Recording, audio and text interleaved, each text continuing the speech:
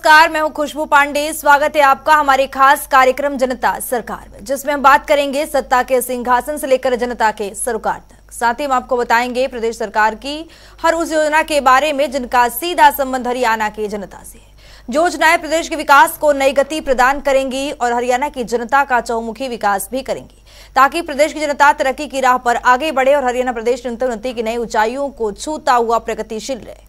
तो अगले 30 मिनट तक बन रही हमारे साथ और देखते रहिए जनता सरकार।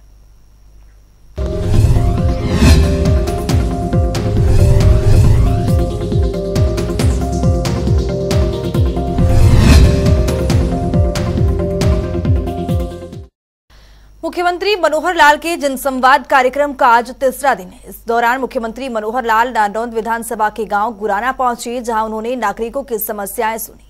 इसके साथ ही मुख्यमंत्री मनोहर लाल ने कार्यक्रम में गुराना गांव के लिए कई बड़ी घोषणाएं की है। इस रिपोर्ट के जरिए देखिए।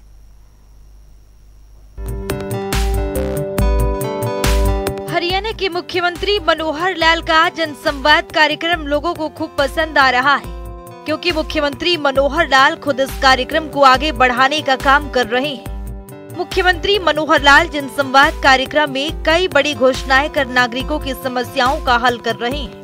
इसी कड़ी में मुख्यमंत्री मनोहर लाल ने हिसार जिला में नारनौंद विधानसभा के गुराना गांव में जनसंवाद करने पहुंचे, जहां उन्होंने कार्यक्रम के तहत लोगों से सीधा संवाद किया। इसी दौरान मुख्यमंत्री ने गांव गुराना के लोगों की मांग कर गांव की तहसील कुहासी से बदलकर बरवाला करने और मार्केट कमेटी क्षेत्र भी बरवाला करने की घोषणा की। तो चलिए ग्राफिक्स के जरिए समझते हैं कि मुख्यमंत्री मनोहर लाल ने कार्यक्रम के दौरान क्या क्या घोषणाएं की। मुख्यमंत्री मनोहर लाल का हिसार जिले में जनसंवाद का तीसरा दिन। नारनौंद विधानसभा के गांव गुराना से की जनसंवाद की शुरुआत। मुख्यमंत्री मनोहर लाल ने गुराना गांव में सुनी जनता की समस्याएं। जनसंवाद कार्यक्रम में मुख्यमंत्री ने गुराना गांव के लिए घोषणाएं की। पद्मा योजना के तहत खानपुर गांव में विकसित होगा औद्योगिक क्षेत्र।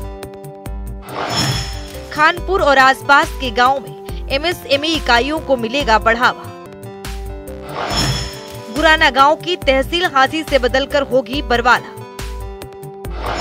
मुख्यमंत्री मनोहर लाल ने की डाटा गांव में सामुदायिक केंद्र की घोषणा। प्राथमिक और राजकीय वरिष्ठ माध्यमिक विद्यालय में भूमि लेवल का सुधार होगा। मुख्यमंत्री ने स्कूलों में नए कमरे और हॉल के निर्माण के निर्देश दिए। शमशान घाट में 4 दीवारी, रास्ते और शेड का किया जाएगा निर्माण। मुख्यमंत्री ने गुराना गांव में 2 दिव्यांगों को बैटरी चालित वाहन का उपहार दिया। सिसाई गांव की पेयजल आपूर्ति को भाखड़ा से जोड़ने की घोषणा की। गांव गुराना में पेयजल आपूर्ति के निर्माण के निर्देश भी दिए। छोटू राम स्टेडियम में हॉल और 4 दीवारी के निर्माण के निर्देश दिए। सिसाई गांव की पेयजल आपूर्ति को भाखड़ा से जोड़ने की घोषणा की। जनसंवाद कार्यक्रम में मुख्यमंत्री मनोहर लाल ने बताया कि वर्ष 2014 में हमने सरकार बनाते ही एक नया सिस्टम विकसित किया है, जिसके तहत कई फैसले लिए गए हैं और लोगों के लिए कल्याणकारी योजनाओं को लागू किया गया है। साथ ही सरकारी नौकरी में भाई भतीजावाद और भ्रष्टाचार को बंद किया गया है और योग्य युवाओं को नौकरी मिली है। उन्होंने कहा कि गुराना गांव में भी 55 युवकों को सरकारी नौकरी योग्यता पर मिली है। इनके 10 केंद्र और 45 राज्य सरकार में भर्ती हुए हैं। मुख्यमंत्री मनोहर लाल ने गांव गुराना में 2 दिव्यांगों को बैटरी चालित वाहन दिए, जिसको मुख्यमंत्री ने बरवाला के गांव बेबलपुर में दिव्यांग जनों को साधारण ट्राईसाइकिल के स्थान पर बैटरी चालित वाहन देने की घोषणा की थी। वहीं कार्यक्रम में गांव के 10 बुजुर्गों की पेंशन बनाकर उन्हें कार्ड भी वितरित किए, जिसमें मुख्यमंत्री मनोहर लाल ने कहा कि आयुष्मान भारत योजना के तहत गरीबों को 5 लाख तक इलाज का मुफ्त करवाया जा रहा है। इस योजना के तहत गांव गुराना में 3290 कार्ड बने हैं और 170 लोगों ने योजना के तहत 62 लाख रुपए का लाभ लिया है। मुख्यमंत्री ने गांव की दिव्या को जन्मदिन पर शुभकामनाएं, संदेश और उपहार भी भेंट किए। अच्छा, सूर्य अस्पताल में जी। क्या तकलीफ हुई थी? टांग टूटी थी जी। टांग टूटी? हाँ जी। इलाज हो गया ठीक? हाँ जी। कोई पैसा लगा? ना जी। कितना बिल बना था पता है? ना जी, वो तो मैंने नहीं पता जी। आपको नहीं पता? अच्छा। चलो, आपको तो वहां से इलाज होकर के बिना पैसे के आप घर आ गए, और आते हुए उन्होंने कोई फूल भी दिया होगा, कमल का स्वागत भी किया होगा। चलिए ठीक है। इस अवसर पर सांसद विजेंद्र सिंह, विधायक राम कुमार गौतम, पूर्व वित्त मंत्री कैप्टन अभिमन्यु सहित अन्य अधिकारी मौजूद रहे। जनता टीवी के लिए सुनील मान की रिपोर्ट।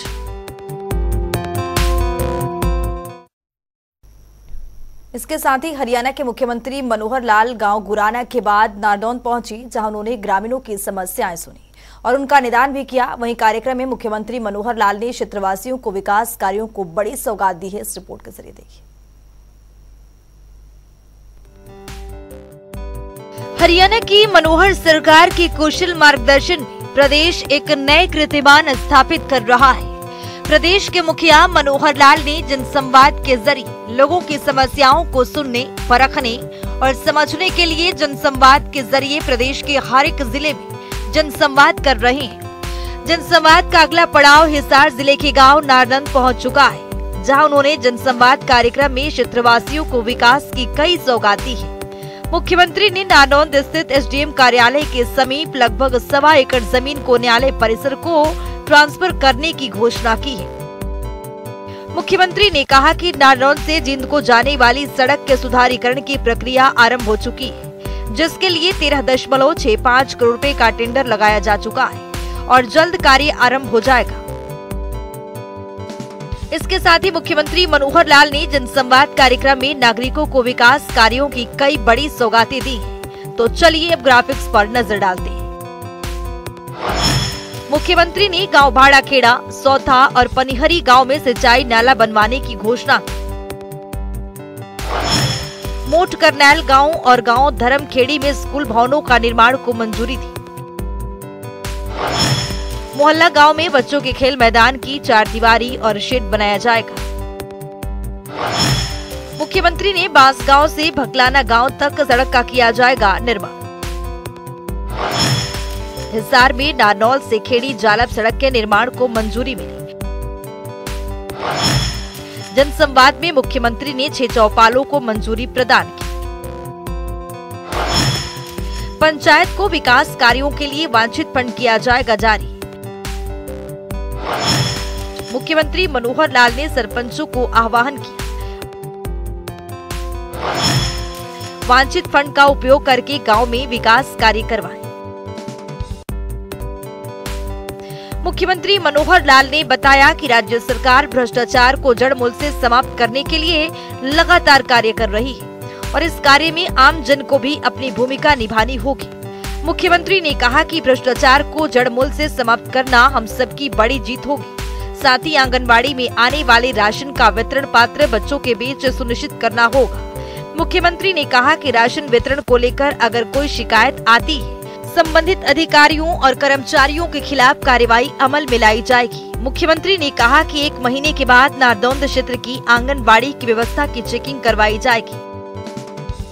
कार्यक्रम के दौरान मुख्यमंत्री मनोहर लाल ने कहा कि पहले की सरकारों में नौकरियां लेने के लिए पर्ची खर्ची की प्रथा चलती थी, लेकिन हमारी सरकार ने आते ही इस प्रथा को बंद किया है और मिशन मेरिट के शुरू किया है।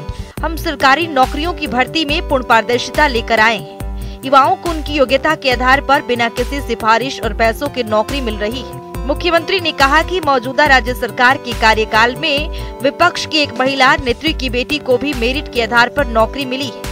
इससे स्पष्ट है कि राज्य सरकार नौकरी के मामले में किसी से कोई भेदभाव नहीं करती। वहीं मुख्यमंत्री मनोहर लाल ने कहा कि सरकार की आयुष्मान योजना बीमार लोगों के लिए एक संजीवनी का काम कर रही है। सरकार की ओर से अब तक आयुष्मान योजना के तहत 850 करोड़ रुपए खर्च किए जा चुके हैं। बहुत से ऐसे लोग हैं जिनके उपचार पर 3 से 4 लाख रुपए तक खर्च हुए। ये सारा पैसा सरकार की ओर से खर्च किया जाएगा। मुख्यमंत्री ने कहा कि 1,80,000 रुपए से 3 लाख रुपए तक वार्षिक आय वाले परिवार भी अब 1,500 रुपए वार्षिक जमा करवाकर योजना का लाभ उठा सकते हैं और इसके आवेदन के लिए पोर्टल खुला है। जनसंवाद में मुख्यमंत्री ने कहा कि प्रदेश के 2 करोड़ 80 लाख लोग उनके परिवार के सदस्य हैं और वे हमेशा उनके साथ खड़े हैं। उन्होंने बताया कि परिवार पहचान पत्र के आधार पर पात्र परिवारों को रोजगार देने के उद्देश्य से प्रत्येक ब्लॉक में 4-4 बार मुख्यमंत्री अंत्योदय परिवार उत्थान योजना के तहत मेले लगाए जा चुके हैं और इन मेलों के माध्यम से अब तक 50,000 लोगों को स्वरोजगार के लिए लोन दिया जा चुका है। इसके साथ ही विदेशों में पढ़ाई करने के इच्छुक युवाओं को विदेश सहयोग विभाग की ओर से पासपोर्ट और वीजा की सुविधा प्रदान की जा रही है और शिक्षा के अलावा युवाओं को विदेशों में रोजगार के अवसर मुहैया करवाने की दिशा में भी सरकार लगातार काम कर रही है। इस अवसर पर सांसद विजेंद्र सिंह, विधायक राम कुमार गौतम, पूर्व वित्त मंत्री कैप्टन अभिमन्यु सहित जिला प्रशासन के अधिकारी उपस्थित रहे।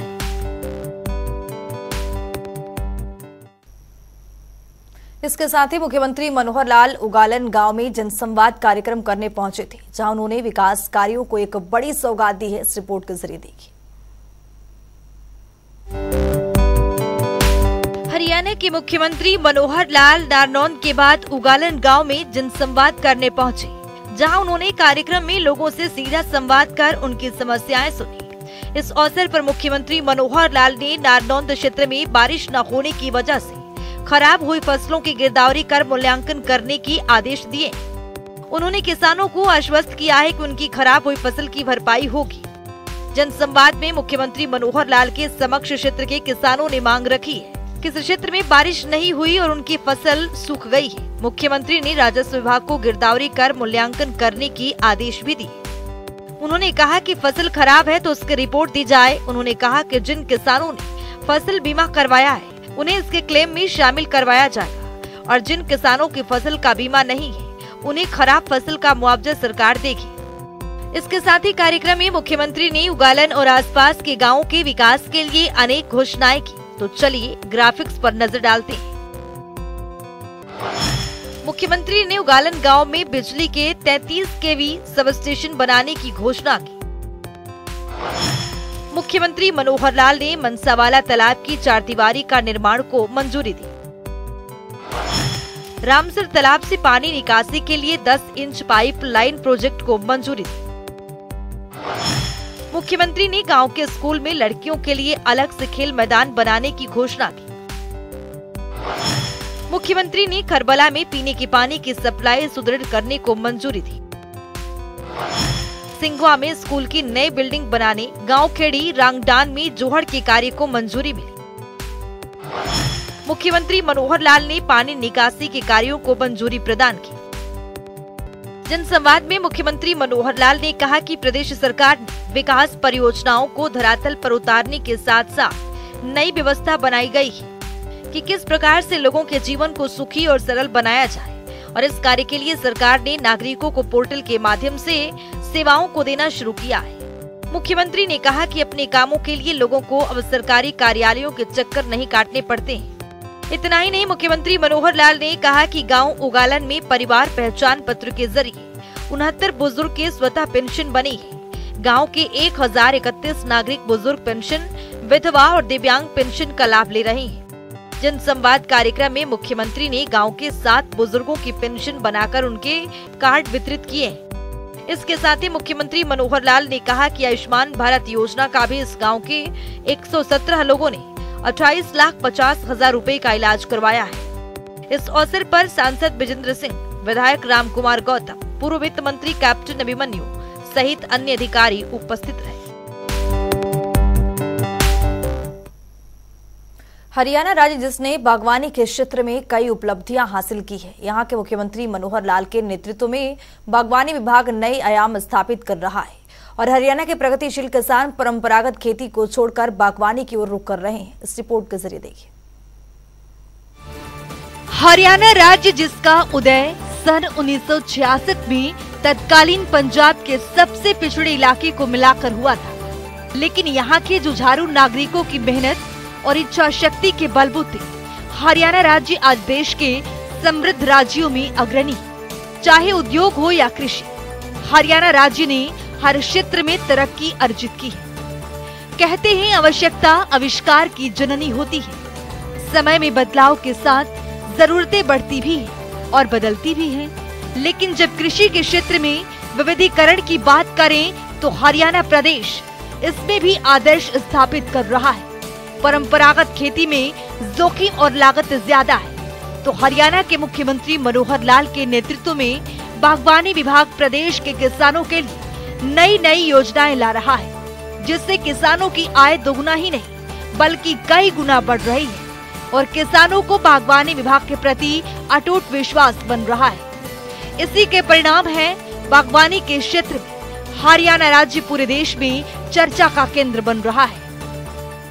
बागवानी किसानों को प्रोत्साहित करने के लिए हरियाणा सरकार निरंतर कार्य कर रही है। बागवानी विभाग हरियाणा की ओर से किसानों को सशक्त बनाने के लिए पूरे राज्य में 11 उत्कृष्ट केंद्र स्थापित किए गए हैं। ये सभी उत्कृष्टता केंद्र हरियाणा राज्य के किसानों को उच्च गुणवत्ता के पौधे तैयार करके मुहैया करवाने के लिए प्रतिबद्ध है। इसी का परिणाम है कि हरियाणा राज्य के किसान अपनी परंपरागत खेती को छोड़कर जैविक खेती करने की ओर बढ़ रहा है। कृषि विविधीकरण को बढ़ावा देने के लिए हरियाणा की मनोहर सरकार ने पिछले 7 साल में बागवानी विभाग के बजट को करीब 3 गुना बढ़ा दिया है। बागवानी विभाग द्वारा चलाई जा रही योजनाओं का लाभ उठाकर हरियाणा का किसान खुशहाल हो रहा है, जिससे विभाग के प्रति किसानों को विश्वास भी बढ़ रहा है। हरियाणा सरकार की ओर से किसानों को हर योजना का लाभ देने के लिए मेरी फसल मेरा ब्यौरा कार्यक्रम सफलतापूर्वक चलाया जा रहा है। इस कार्यक्रम के तहत साल 2021-22 में लगभग 1.29 लाख एकड़ क्षेत्र को पोर्टल पर पंजीकृत किया जा चुका है। हरियाणा सरकार की योजनाएं राज्य के किसानों के लिए लाभकारी साबित हो रही हैं। बागवानी क्षेत्र में अग्रणी हरियाणा राज्य की मनोहर सरकार ने भावांतर योजना लागू की है। इस योजना के अंतर्गत यदि राज्य के किसानों को अपनी फसल मंडी में बेचने पर कम कीमत मिलती है, अर्थात किसानों को नुकसान होता है, तो उसकी भरपाई राज्य सरकार द्वारा की जाती है। इस योजना के तहत किसानों को कृषि में विविधता लाने के लिए प्रोत्साहित किया जा रहा है। बागवानी फसलों पर भावांतर योजना लागू करने वाला हरियाणा देश का पहला राज्य है। तो चलिए अब ग्राफिक्स के जरिए समझते हैं। इस योजना को 1 जनवरी 2018 को लागू किया गया। योजना के तहत 21 बागवानी फसल कवर हुआ। अब तक 5,403 किसानों को 14.12 करोड़ रुपए का प्रोत्साहन। भावांतर भरपाई योजना हरियाणा सरकार की एक अनूठी योजना है। राज्य के जो किसान अपनी फसल जैसे सब्जियां, फलों आदि का बाजार में बेचते हैं, लेकिन उन्हें अपनी फसल बेचने पर उचित मूल्य नहीं मिल पा रहा है, उन किसानों को राज्य सरकार द्वारा फसल का या तो मुआवजा या फिर फसल की कम कीमत की उचित भरपाई के रूप में प्रोत्साहन धनराशि प्रदान की जा रही है, ताकि किसानों को उसकी फसल का सही मूल्य मिल सके। हरियाणा का बागवानी विभाग प्रदेश के किसानों की आय बढ़ाने के लिए निरंतर प्रयास कर रहा है। बागवानी किसानों की फसल को मौसम की अनिश्चितता जैसे प्राकृतिक आपदा, फसल में बीमारी लगने, असामान्य बारिश, तूफान, सूखा पड़ना आदि के कारण होने वाले नुकसान की भरपाई के लिए हरियाणा बागवानी विभाग की ओर से मुख्यमंत्री बागवानी बीमा योजना चलाई जा रही है। इस योजना के अंतर्गत कुल 21 सब्जियां, फल और मसालों की फसल को कवर किया गया है। ऐसी योजना चलाने वाला हरियाणा पहला राज्य है। फल की फसल पर 1,000 रुपए का प्रीमियम तय किया गया है। सब्जियों की फसल पर 750 रुपए का प्रीमियम तय किया गया है। फल पर बीमा राशि 40,000 रुपए प्रति एकड़ दी जाती है। सब्जियों पर 30,000 रुपए प्रति एकड़ दी जाती है। बीमा दावों का निपटान करने के लिए बागवानी विभाग की ओर से एक सर्वे भी किया जाता है, जिसके अंतर्गत फसल नुकसान की 4 श्रेणियां 25%, 50%, 75% और 100% में विभाजित की गई है। मुख्यमंत्री बागवानी बीमा योजना में कुल 21 बागवानी फसलों को शामिल किया गया है। बेल वाली बागवानी फसल में मक्खी के नियंत्रण के लिए हरियाणा की मनोहर सरकार फल मक्खी परियोजना चला रही है और फसलों को रोगों से बचा रही है।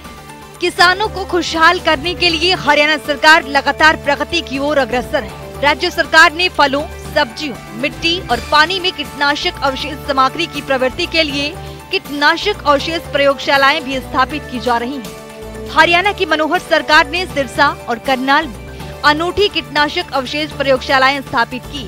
वर्ष 2021-22 के दौरान बागवानी उत्पाद मिट्टी और पानी के कुल 2916 नमूनों का विश्लेषण किया जा चुका है। प्रयोगशालाओं में की गई जांच में उत्पाद के लिए 5.8% नमूनों में कीटनाशक का अवशेष स्तर अधिकतम अवशेष स्तर से ज्यादा पाया गया है। ब्यूरो रिपोर्ट, जनता टीवी। तो चलिए अब जान लेते हैं आज के इस सवाल का विजेता कौन है।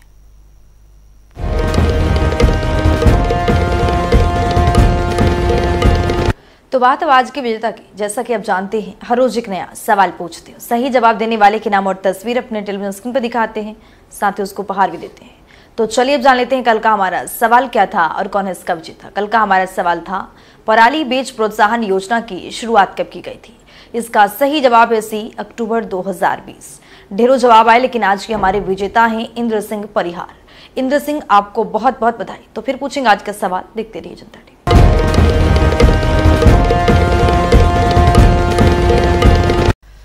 तो वक्त हो गया है आज की मुलाकात का। आज की मुलाकात में हम हर दिन नए शख्सियत से आपको रूबरू कराते हैं, उनकी कार्यप्रणाली पर बारीकी से नजर डालते हैं, जानते हैं वो तमाम योजनाएं जो बनी है हरियाणा की जनता के लिए। तो ऐसे ही शख्सियत जनता टीवी ने खास बातचीत की है। इनका नाम है डॉक्टर कृष्ण कुमार, जो कि यमुनानगर से बागवानी अधिकारी के पद पर काबिज हैं। सुनिए।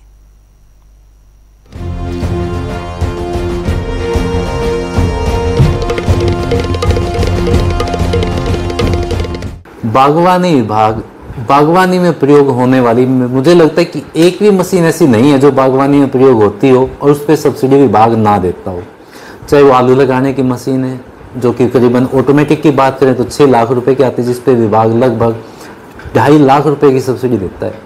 आलू उखाड़ने की मशीन है ऑटोमेटिक, जिससे कि आलू को उखाड़ के किसान सीधा ट्रॉली में डाल सकते हैं, कोई लेबर की आवश्यकता नहीं है।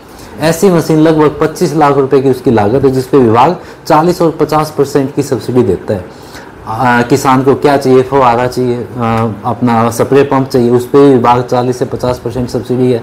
टूल किट, जिसमें एक बैटरी वाला स्प्रे पंप, कस्सी, खुरपा, आरी, दराती और एक कटर, ये चीज़ें होती हैं, उस पर भी विभाग 75% सब्सिडी दे रहा है।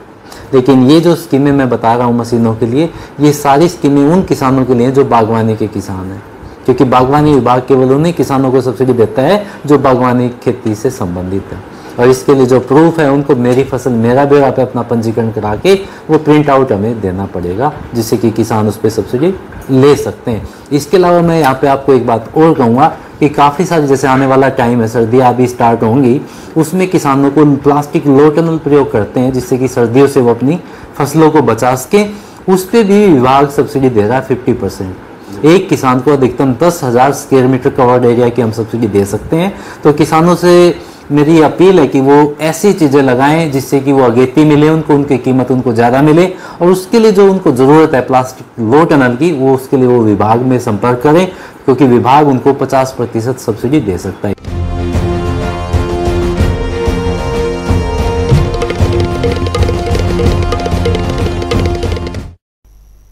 तो वक्त हो गया है आज के सवाल का। तो चलिए अब जान लेते हैं आज के सवाल में क्या कुछ।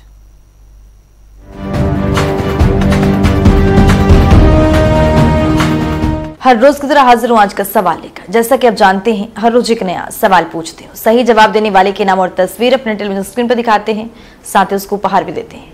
तो चलिए अब नजर डालते हैं आज के सवाल पर। हरियाणा में उज्ज्वला डिस्कॉम आश्वासन योजना कब शुरू की गई थी। ए 5 नवंबर 2015, बी 13 जनवरी 2019, सी 26 अप्रैल 2020, डी 20 मई 2018। तो दीजिए सही जवाब और बनिए विजेता।